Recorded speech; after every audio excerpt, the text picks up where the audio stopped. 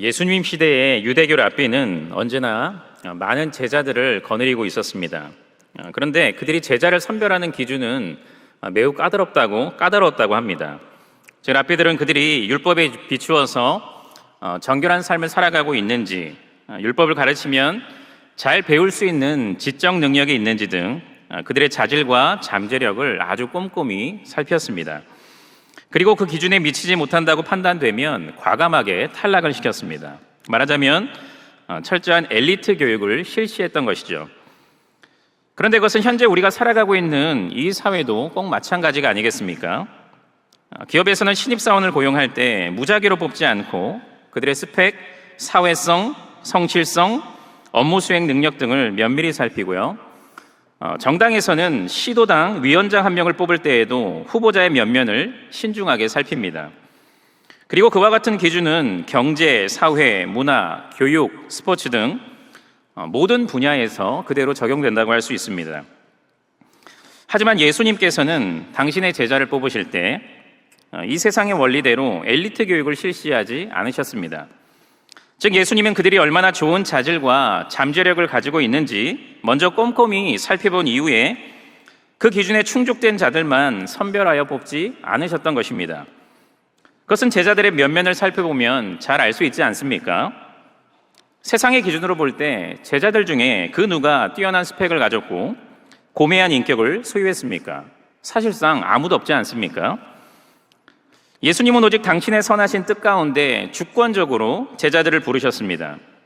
즉, 제자들은 그들의 준비된 상태와 자질과 상관없이 오직 하나님의 은혜와 주권적인 선택으로 예수님의 제자가 되었습니다. 하지만 예수님은 제자들의 존재와 사명이 얼마나 중요한지를 잘 알고 계셨기 때문에 그들이 참된 제자가 되도록 당신의 삶의 본을 통해서 그리고 말씀을 통해서 그들을 아주 철저히 준비시키고 훈련시키셨습니다. 말하자면 제자도를 가르치셨습니다. 오늘 본문도 이에 해당됩니다. 오늘 본문에 앞선 누가복음 9장 51절에 의하면 예수님께서는 당신께서 이 땅에 오신 목적을 성취하시고자 갈릴리를 떠나서 예루살렘으로 향하셨습니다. 물론 그 여정의 최종 목적은 십자가 사역이었지만 예수님께서는 그 긴 여정 가운데 제자들을 진정한 제자로 거듭나게 하는 중요한 목적을 이루고자 하셨습니다. 예를 들어서 예수님께서는 사마리아 지역을 통과하던 중에 사마리아인들에게 배척을 당하셨는데 그 경험을 통해 예수님의 제자들은 주님과 복음을 위해서 세상으로부터 배척을 당하게 될 것을 가르침을 받았고요. 손에 쟁기를 잡고 뒤를 돌아보는 자는 하나님 나라에 합당하지 아니하리라 하시니라 라는 말씀을 통해 제자는 언제나 하나님 나라의 일, 주님의 일에 전적으로 헌신해야 된다는 사실을 가르치셨습니다. 이 지속되는 제자도의 훈련 과정 가운데 한 가지 사건이 발생하는데 그것이 바로 오늘 본문의 내용입니다. 예수님께서는 그 사건 속에서 아주 중요한 말씀을 전하시고 또한 그것과 밀접하게 연결되는 한 가지 비유, 선한 사마리아인의 비유와 이야기, 마르다 마리아 이야기를 들려주심으로써 제자로서 반드시 소유하고 실천해야 되는 믿음의 자세를 아주 효과적으로 가르치셨습니다. 경양복지재단 헌신 예배를 드리는 이 시간에 주어진 본문 말씀을 통해 이 시대의 그리스도의 제자인 저와 여러분이 반드시 간직하고 실천해야 하는 제자도의 자세가 무엇인지 함께 살펴보므로 은혜를 나누고자 합니다. 첫 번째로 그리스도의 제자는 하나님을 전심으로 사랑해야 합니다. 이 시간에 다 함께 25절부터 27절 상반절 주 너의 하나님을 사랑하고까지 읽도록 하겠습니다. 시작. 어떤 율법 교사가 일어나 예수님을 시험하여 이르되 선생님, 내가 무엇을 하여야 영생을 얻으리이까? 예수께서 이르시되 율법에 무엇이라 기록하였으며 내가 어떻게 읽느냐? 대답하여 이르되 내 마음을 다하며 목숨을 다하며 힘을 다하며 뜻을 다하여 주 너의 하나님을 사랑하고. 아멘. 앞서 언급한 대로 예수님께서는 예루살렘으로 가는 긴 여정 가운데 당신의 제자들을 차근차근 훈련시켜 나가셨습니다. 그리고 그 체계적인 훈련 과정 가운데 가랑비에 옷이 젖듯 제자들은 조금씩 제자로서의 면모를 갖추어가고 있었습니다. 그러던 와중에 한 가지 사건이 발생하는데요. 즉 예수님께서 어떤 말씀을 하고 계실 때 한 율법사가 한 가지 질문을 했습니다. 본문에서 이 율법사를 지칭할 때 율법에 대한 지식과 율법을 가르치는 것에 있어 가장 뛰어나다라는 뜻을 가진 헬라어 노미코스가 사용된 것으로 보아서 그는 당대 실력 면에서 가장 뛰어난 율법 교사 중 한 사람으로 보입니다. 그런 그의 실력과 명성에 걸맞게 그 율법 교사는 예수님께 인생의 가장 본질적인 질문을 던졌는데 그것은 곧 내가 무엇을 하여야 영생을 얻으리까? 라는 영생에 관한 질문이었습니다. 비록 그가 던진 질문은 인생의 가장 중요한 질문이었고 오직 예수님께서만 대답할 수 있는 아주 좋은 질문이었지만 영생을 얻는 방법에 대한 그의 이해는 옳지 않았고 그 질문의 의도도 전혀 순수하지가 않았습니다. 즉 그는 율법을 지킴으로써 영생을 얻을 수 있다는 행위 구원을 신봉하고 있었고 그 질문을 할 때 진리를 알고자 하는 어떤 순수한 동기가 아니라 예수님을 시험하기 위해서, 즉 예수님을 곤란에 빠뜨리고 위험한 상황에 빠뜨리기 위해서 그 난해하게 보이는 질문을 던졌던 것입니다. 하지만 예수님은 그의 예상과 달리 아무런 흔들림도 없이 오히려 그에게 율법에 무엇이라 기록되었으며 내가 어떻게 읽느냐라고 되물으셨습니다. 한편 예수님께서는 그렇게 율법에 영생에 관한 답이 있다는 취지로 말씀하시므로 비록 율법 준수가 영생의 조건이 되는 것은 아니지만 율법은 하나님의 말씀으로 영생에 관한 진리를 제시하고 있다는 사실을 확증해 주셨습니다. 그 예수님의 질문에 대해 율법에 정통했던 그는 조금도 망설임 없이 너는 마음을 다하고 뜻을 다하고 힘을 다하여 내 하나님 여호와를 사랑하라 라는 신명기 6장 5절 말씀과 원수를 갚지 말며 동포를 원망하지 말며 내 이웃 사랑하기를 내 자신과 같이 사랑하라 라는 레위기 19장 18절 말씀을 떠올리면서 내 마음을 다하며 목숨을 다하며 힘을 다하며 뜻을 다하여 주 너의 하나님을 사랑하고 또한 내 이웃을 내 자신과 같이 사랑하라 라는 말씀이 율법의 가르침입니다 라고 대답했습니다. 물론 예수님께서는 그것에 대해서 내 답이 옳다라고 말씀하시므로 율법들 가운데 가장 중요한 율법, 곧 율법의 대강령은 하나님 사랑, 이웃 사랑임을 확증해 주셨습니다. 그리고 마태복음 22장 40절에서는 이 두 계명이 온 율법과 선지자의 강령이라라고 확정적으로 선언해 주셨습니다. 물론 이 말씀은 율법 교사가 이해하는 대로 하나님 사랑, 이웃 사랑이라는 율법을 지킴으로써 영생을 얻을 수 있다는 행위 구원을 정당하는 말씀이 결코 아닙니다. 오히려 그 말씀은 행함이 없는 믿음은 죽은 것이니라 라는 야고보의 논조처럼 영생을 얻는 참된 믿음을 가진 자에게는 반드시 위로는 하나님을 사랑하고 옆으로는 이웃을 사랑하는 선한 행위가 반드시 따라온다는 의미입니다. 그리고 제자도의 관점에서는 그리스도의 진정한 제자는 그 두 계명을 실천해야 한다는 사실을 강조하는 의도가 담겨 있습니다. 한편 이 두 계명 가운데 먼저 하나님 사랑에 대해 언급하는 27절 상반절을 살펴볼 텐데 이 구절은 단지 하나님을 사랑하라 라고 하지 않고요 내 마음을 다하며 목숨을 다하며 힘을 다하며 뜻을 다하여서 주 너의 하나님을 사랑하라 라고 했습니다. 여기서 마음, 목숨, 힘, 뜻이 언급되고 있는데 그것들은 서로 다른 것을 의미한다기보다는요 사람의 인격 전체를 가리키는 그런 표현이라고 할 수 있습니다. 그러므로 이 말씀은 구원받은 신자라면, 특히 그리스도의 제자라면 반드시 온 세상의 창조주가 되시고 구원주이신 하나님을 전심을 다해서 사랑해야 한다는 사실을 가르쳐 줍니다. 그런데 예수님께서는 그처럼 하나님 사랑에 대한 의무를 가르치신 이후에 그 의무를 뒤이어 펼쳐지는 한 사건, 한 이야기를 통해서 더욱 생생하게 가르쳐 주셨습니다. 즉 예수님은 예루살렘으로 향하는 여정 가운데 마르다, 마리아 자매의 집을 방문하셨습니다.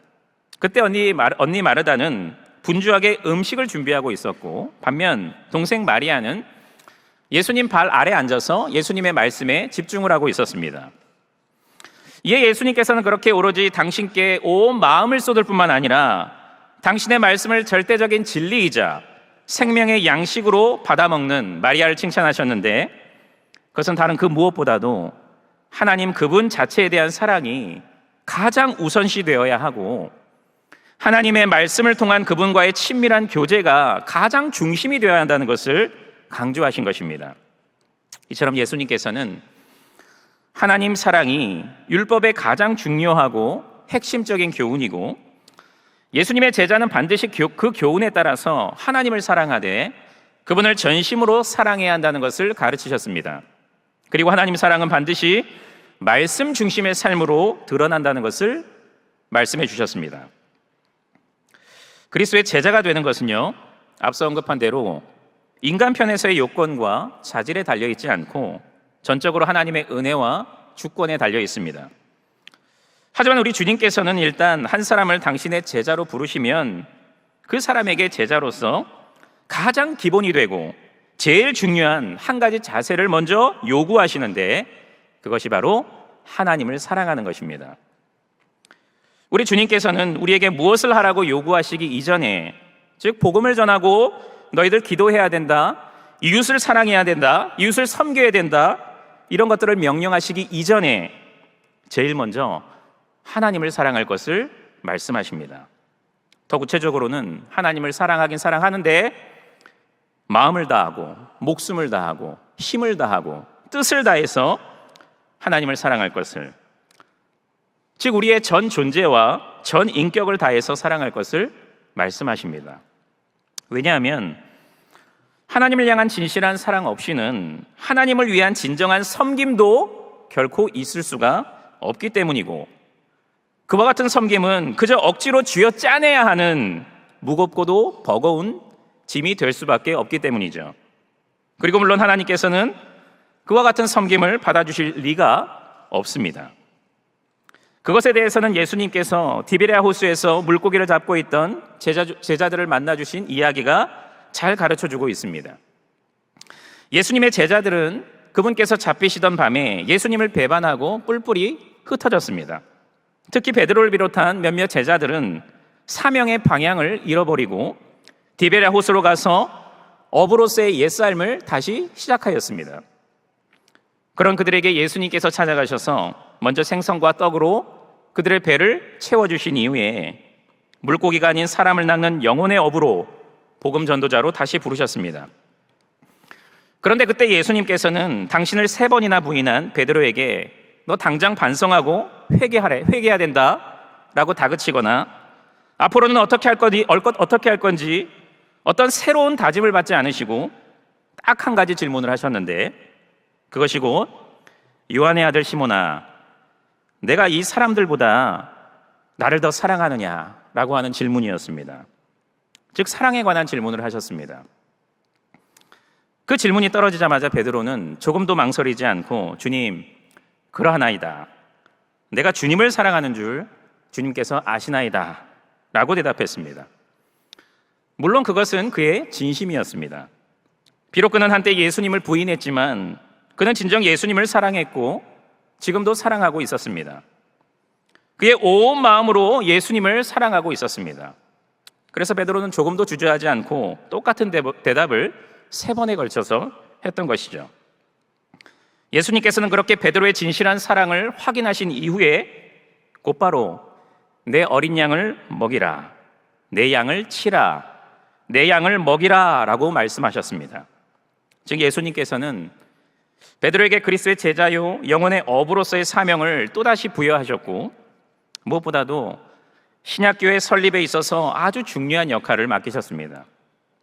이처럼 그리스도의 제자가 꼭 갖추어야 하는 기본 자세는 다름 아닌 하나님 사랑입니다. 그런데 그것은 그리스도의 제자에게 요구되는 필수적인 자세인 동시에 그들 마음의 중심에서 자연히 흘러나올 수밖에 없는 신앙 고백이기도 합니다. 왜냐하면 하나님은 사랑이시기 때문입니다. 그분이 우리를 먼저 사랑해 주셨기 때문입니다. 즉 하나님께서는 우리가 아직 죄인 되었을 때에, 그분의 원수 되었을 때에 당신의 독생자를 보내주심으로 우리를 향한 자기 사랑을 드러내시고 또한 확증해 주셨습니다. 그러므로 우리는 그 크고 놀라운 사랑을 받은 자로서 그 사랑을 베푸신 하나님을 전심으로 사랑하는 것이 아주 당연하고 마땅합니다. 여러분, 그렇다면 우리는 어떻게 하나님을 사랑할 수 있을까요? 즉, 어떻게 하나님을 향한 우리의 사랑을 표현할 수 있을까요? 그냥 하나님 사랑합니다 라고 이렇게 그냥 재차 말하면 되는 것일까요? 그 질문에 대해서 우리 주님께서 확실한 대답을 해주셨습니다. 즉, 나의 계명을 지키는 자라야 나를 사랑하는 자니, 나를 사랑하는 자는 내 아버지께 사랑을 받을 것이고 나도 그를 사랑하여 그에게 나를 나타내리라 라고 말씀해 주셨던 것이죠. 간단히 말해서 하나님을 사랑하는 구체적인 방법은 곧 하나님의 말씀에 순종하는 것입니다. 그러므로 그리스도의 제자된 성도 여러분, 나 무엇과도 주님을 이라는 CCM의 가사처럼 주님 사랑해요, 온 마음과 정성 다해, 그런 고백을 온 마음을 다해서 부르는 것도 매우 의미가 있겠지만 무엇보다도 주님께서 약속하시고 명령하신 주님의 말씀에 항상 주의 깊게 귀 기울이시기를 바랍니다. 평안할 때뿐만 아니라 절망의 수렁텅에 있을 때에도 내가 세상 끝날까지 너희와 항상 함께 있으리라. 하나님을 사랑하는 자, 곧 그의 뜻대로 부르심을 입은 자들에게는 모든 것이 합력하여 선을 이루느니라. 미리 정하신 그들을 또한 부르시고 부르신 그들을 또한 의롭다 하시고 의롭다 하신 그들을 또한 영화롭게 하셨느니라 라는 주님의 약속을 끝까지 굳게 신뢰하고 의지하시기를 바랍니다.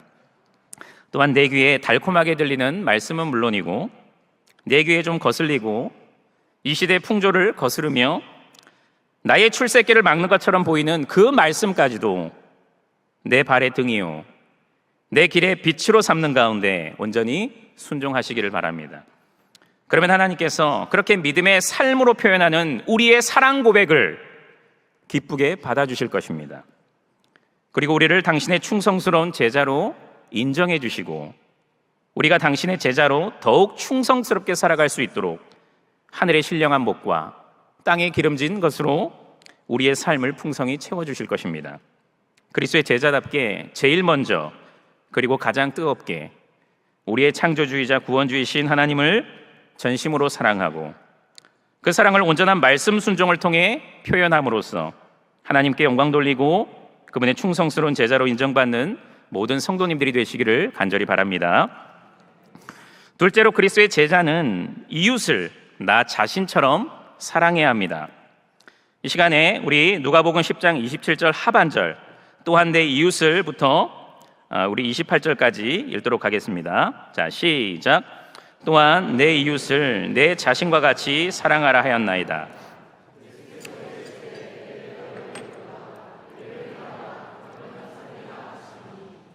아멘.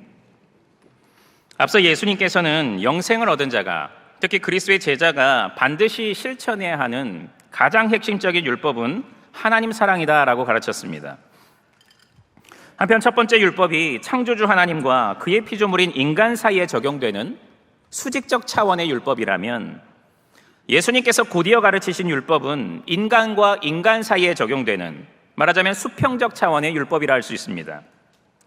즉 율법교사는 영생을 얻기 위한 방법과 가장 중요한 율법을 묻는 예수님의 질문에 대해서 레위기 19장 18절의 말씀을 인용해서 내 이웃을 내 자신과 같이 사랑하라 하였나이다 라고 대답했고, 그 대답에 대해서 예수님은 내 대답이 옳도다, 이를 행하라, 그러면 살리라 라고 말씀하셨던 것이죠.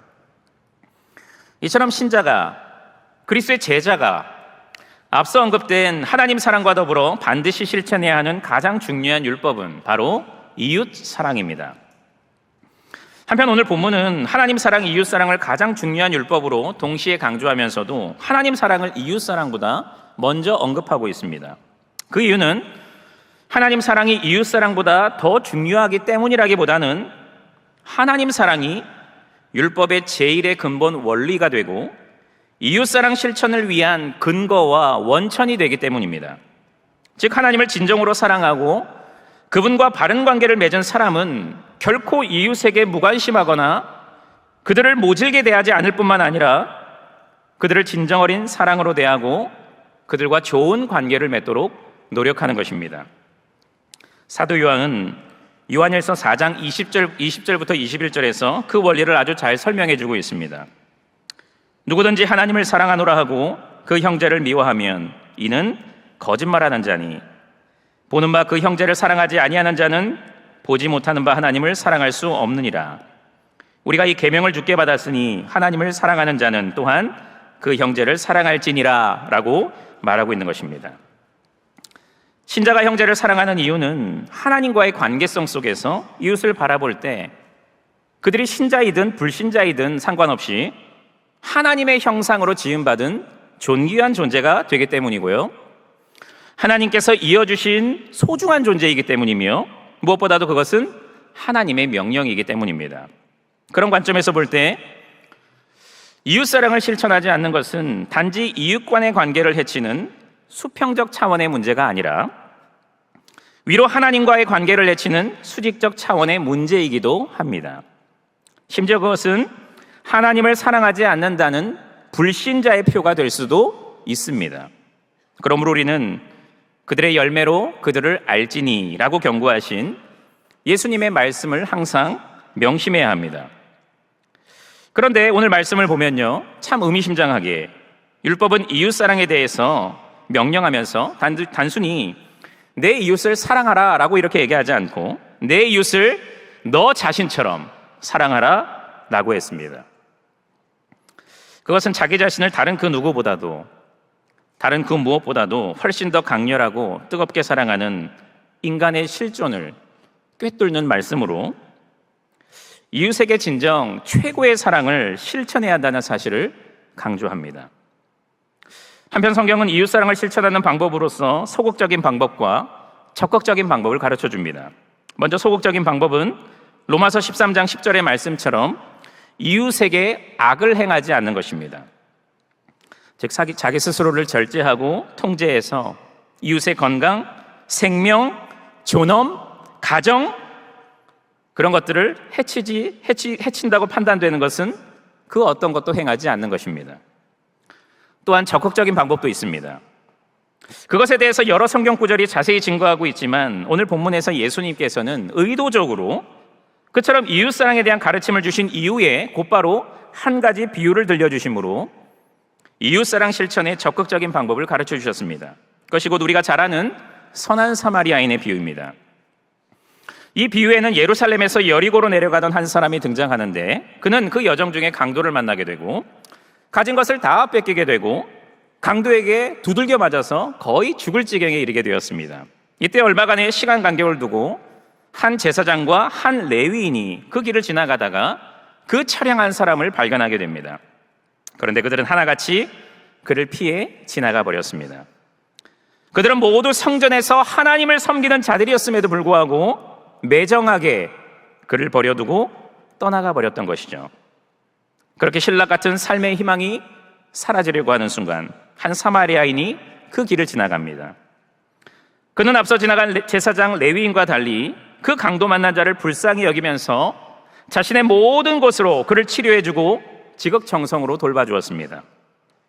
예수님은 이 비유의 말씀을 다 들려주신 이후에 앞선 내 이웃이 누구이니까? 라고 질문한 율법교사에게 그가 했던 질문을 바꾸어서 이 세 사람 중에 누가 강도 만난 자의 이웃이 되겠느냐라고 물으셨습니다. 예수님께서 그렇게 하신 이유는 그 율법교사는 자신의 이웃을 오로지 동족 유대인으로 한정짓고 있었고 그런 까닭에 동족 유대인에게 사랑을 베푸는 것을 이웃사랑의 전부라고 생각하고 있었기 때문이었습니다. 그래서 예수님께서는 그 질문을 통해서 이웃은 혈통으로 맺어진 관계가 아니라 사랑의 실천으로 형성되는 관계라는 것을 깨우쳐주고자 하셨던 것입니다.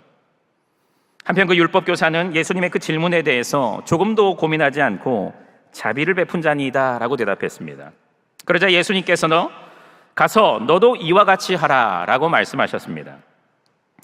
이처럼 예수님께서는 진정한 이웃은 어려움에 처한 이웃을 진정으로 불쌍히 여기고 그를 자기 자신처럼 돌보고 보살펴주는 사람이라고 하였습니다.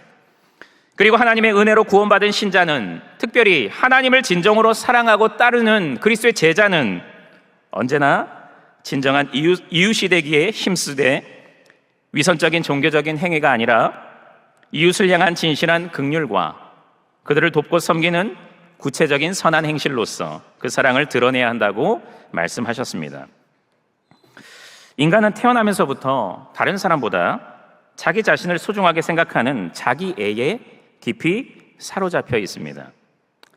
인간은 본능적으로 타인의 입장보다 자기 자신의 입장을 먼저 살피고 타인의 행복, 안위보다 자기 자신의 행복과 안위를 더욱 추구하는 것이죠. 그것은 우리 일상생활에서도 잘 발견이 됩니다. 우리는 운전을 할 때요, 갑자기 맞은편에서 차가 빠르게 달려오면 어떻게 합니까? 생각할 겨를도 없이 본능적으로 핸들을 꺾어서 자기 몸을 가장 우선적으로 보호합니다. 여러분, 단체 사진을 찍을 때는 어떠한가요? 사진을 다 찍고 다른 사람들 봅니까? 여러분 스스로를 가장 먼저 봅니까? 다른 사람이 어떻게 나오는지는 관심이 없잖아요, 사실. 그렇죠? 내가 조금이라도 눈이라도 감고 있으면 막 다른 사람 신경 쓰지도 않고 다시 찍자 그러고 막 어거지를 부리고, 여러분 그게 저와 여러분의 모습이 아닙니까? 우리는 다른 사람이 중병에 걸린 것에는 냉정할 정도로 무관심하고 무심하면서도 자기 손가락에 난 작은 상처에는 극도로 예민해합니다. 물론 그렇게 자기 자신을 제일 소중하게 생각하고 먼저 보호하려는 본능은 어떤 의미에서 인류의 보전 그리고 개인의 생명과 안전 유지를 위한 하나님의 인간 창조의 방식이라고도 좀 생각해 볼 수가 있겠습니다. 하지만 그 자기 사랑의 본능이 우리의 죄된 본성과 결합하게 되면 참 불행스럽게도 우리 인격은 자기애를 넘어서 극단적인 이기심, 타인에 대한 무관심, 그리고 더 나아가 타인을 향한 악행과 불의로 치닫게 됩니다. 그래서 성경은 그런 왜곡된 자기애를 경고하면서 나 아닌 이웃에게 시선을 돌려서 그들을 사랑할 것을 거듭 명령합니다. 특히 오늘 본문에서는 이웃 사랑을 명령하면서 이웃을 사랑할 때 가져야 하는 마음가짐과 실천해야 하는 구체적인 방안을 제시하고 있습니다. 그것은 먼저 내 이웃을 사랑하되 내가 나 자신을 정말 끔찍하고 지독할 정도로 아끼고 사랑하는 것처럼 그들을 대하는 것입니다. 즉 이웃의 아픔을 나의 아픔으로, 이웃의 고통을 나의 고통으로, 이웃의 결핍을 나의 결핍으로 인식하고 그들에게 뜨겁고도 진실한 사랑을 베푸는 것입니다. 또한 그것은 내 이웃의 진짜 이웃이 되어주는 것입니다. 그들이 위험에 어려움에 처할 때 그들을 외면하거나 그저 말로만 걱정해주고 위해주는 척하는 것이 아니라 실제로 그들 곁에 가까이 다가가서 그들의 아픔을 정말로 어루만져주고 그들의 눈물을 닦아주며 그들의 필요를 채워주는 것입니다. 그것에 대해서 야고보는 만일 형제나 자매가 헐벗고 일용할 양식이 없는데 너희 중에 누구든지 그에게 이르되 평안히 가라, 덥게 하라, 배부르게 하라 하며 그 몸에 쓸 것을 주지 아니하면 무슨 유익이 있으리요? 라고 말했고, 사도 요한은 죄인을 향한 그리스도의 희생적 사랑에 대해서 먼저 언급한 이후에 자녀들아, 우리가 말과 혀로만 사랑하지 말고 행함과 진실함으로 하자라고 말했습니다. 그리고 무엇보다도 우리 예수님께서 누구든지 제자의 이름으로 이 작은 자 중 하나에게 냉수 한 그릇이라도 주는 자는 내가 진실로 너희에게 이르노니 그 사람이 결단코 상을 잃지 아니하리라 하시니라 라고 말씀하셨습니다. 여러분, 그런데 정말이지 우리 예수님께서는 그렇게 말씀만 하시는 것이 아니라 친히 모든 인류의 진정한 이웃이 되어주십니다. 즉 예수님께서는 예수님 당시 사람들이 같이 하기를 꺼려하고 멀리했던 세리, 죄인들과 함께 식사하심으로 그들과 친밀한 교제를 나누셨고, 당시 천대받던 어린아이, 과부에게 가까이 다가가셔서 그들을 자상히 돌봐주셨습니다. 그리고 지금도 변함없이 이 죄된 세상에서 상하고 찢긴 가련한 사람들을 사랑으로 보살펴 주십니다. 그리고 무엇보다도 예수님은 나의 진정한 이웃이 되어주십니다. 예수님께서는 한때 죄인 중에 괴수와 같은 나의 좋은 이웃이 되어주셨고, 지금도 변함없이 상한 갈대요 꺼져가는 심지와 같은 나의 좋은 이웃이 되어주십니다. 즉 예수님께서는 죄로 말미암아서 하나님과 원수된 나를 위해서 자신의 생명을, 자기 자신을 다 내어주시기까지 하시면서 우리를 향한 당신의 희생적인 사랑과 무한한 은혜를 드러내 보여주셨습니다. 그뿐만 아니라 예수님께서는 신자라고 하면서도, 예수님의 제자라고 하면서도 아주 작은 시험에도 낙심하고 절망하며 가벼운 죄의 유혹에 쉽게 넘어져 버리는 못난 우리를 결코 포기하지 않으시고 말씀과 성령을 통해 항상 우리 곁에 찾아오셔서 따뜻하게 위로해 주시고 그 고난과 유혹을 이길 힘과 일용할 양식을 공급해 주시는 것입니다. 그러므로 성도 여러분, 우리에게 필요한 일용할 양식과 영의 양식을 항상 풍족히 베푸시는, 그리고 무엇보다도 우리에게 자기 생명까지 아낌없이 내어주신 나의 가장 좋은 이웃 예수님의 크고 놀라운 사랑을 힘입어, 그리고 그 사랑을 본받아서 우리 주변의 이웃을 사랑합시다. 자기 자신을 아끼고 사랑하듯 그들을 아끼고 사랑하며 말과 마음만이 아닌 구체적이고 실제적인 도움의 손길로 그들을 위로하고 일으켜 세우시기를 바랍니다. 최고의 이웃이신 주님의 사랑에 붙들려 날마다 나 자신을 대하듯 내 이웃을 사랑하고 지극정성으로 섬김으로 하나님을 사랑하는 참된 신자, 참된 그리스도의 제자로 인정받고 그 착한 행실을 통해서 많은 사람들을 주님께로 이끄시는 경영의 모든 성도님들이 되시기를 간절히 바랍니다.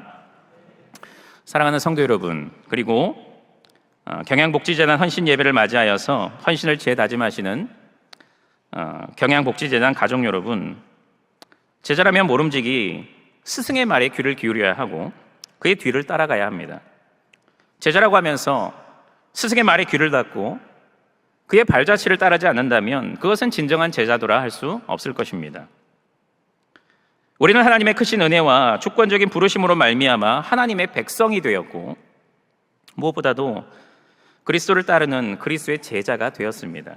그러므로 우리는 날마다 우리 주님의 음성에 귀 기울여야 하고 그분의 본을 쫓아야 합니다. 우리 주님께서는 그의 제자인 우리에게 하나님의 말씀에 순종할 것을 말씀하시되 특별히 모든 율법의 요약이자 핵심인 하나님 사랑, 이웃 사랑을 명령하셨습니다. 그런데 그렇게 명령하신 것에 그치지 않고 몸소 그 계명을 지키셨습니다.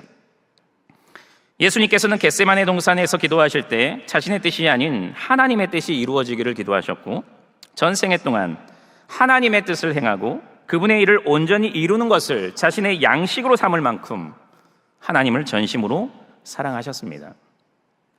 또한 목자 없는 양과 같이 고생하고 기진한 무리들을 불쌍히 여겨주셨을 뿐만 아니라 그들의 모든 영적, 물질적인 필요를 풍성히 채워주셨습니다. 그리고 무엇보다도 죄와 사망의 저주 아래서 신음하고 있는 하나님의 백성들을 자기 자신처럼 사랑하셔서 자기 생명까지도 아낌없이 내어주셨습니다. 그러므로 우리는 그리스도의 제자답게 그분의 말씀과 본을 따라서 하나님 사랑, 이웃 사랑을 언제나 힘써 실천해야 합니다. 성도 여러분, 하나님을 사랑하시되 그저 입술로만이 아니라 여러분 마음의 일부분만으로가 아니라 온 마음을 다해서 여러분의 전 존재로 하나님을 사랑하시기를 바랍니다. 그리고 하나님 사랑의 최대 표현은 말씀 순종이라는 사실을 기억하면서 언제 어디서나 하나님의 약속을 굳게 붙들고 하나님의 명령에 전적으로 순종하시기를 바랍니다. 또한 하나님을 진정으로 사랑하는 자는 그 믿음 안에서, 하나님을 사랑하는 믿음 안에서 내 이웃을 나 자신처럼 사랑한다는 사실을 명심하는 가운데 그저 입술과 마음으로만이 아니라 그들의 결핍과 필요를 채워주는 실제적인 도움의 손길을 뻗음으로 그들의 진정한 이웃이 되어주시기를 바랍니다. 2025년 남은 한 해 동안, 아니 평생토록 내가 그리스도의 제자가 되었다는 사실에 진정으로 감사하시고 그리스도의 제자답게 그분의 말씀과 모범을 좇아 위로 하나님을 전심으로 사랑하는 하나님 사랑을, 옆으로 자기 자신에게 하듯 이웃에게 모든 것을 아낌없이 베푸는 이웃 사랑을 힘써 실천함으로 우리 주님께로부터 너는 나의 충성스러운 제자다라고 칭찬 듣는 경영의 모든 성도님들과 경양복지재단의 가족들이 되시기를 주님의 이름으로 간절히 축원합니다.